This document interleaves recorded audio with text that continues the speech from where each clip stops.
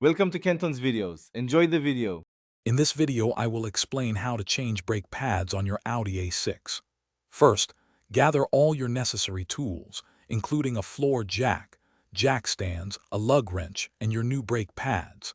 Safety is paramount, so always ensure your vehicle is securely supported on sturdy jack stands before you begin any work. Remember to wear protective gloves and eyewear. Begin by slightly loosening the lug nuts on the wheel while the car is still on the ground. With the wheel off, you'll have clear access to the brake assembly. You might want to turn the steering wheel slightly to give yourself more room. Next, remove the two caliper guide bolts, often 7mm hex, which secure the caliper. Gently slide the caliper off the rotor and support it with a bungee cord or wire. Never let it hang by the brake line. Now, you can easily remove the worn brake pads from the caliper bracket. Before installing the new pads, thoroughly clean the caliper bracket and apply a thin layer of brake grease to all contact points.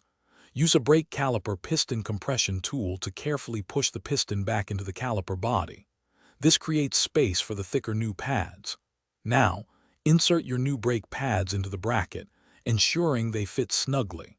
Finally, slide the caliper back over the new pads and rotor.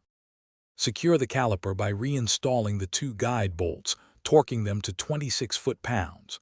Reattach the wheel, hand tightening the lug nuts. Once the vehicle is lowered, fully torque the lug nuts to 90 foot-pounds in a star pattern.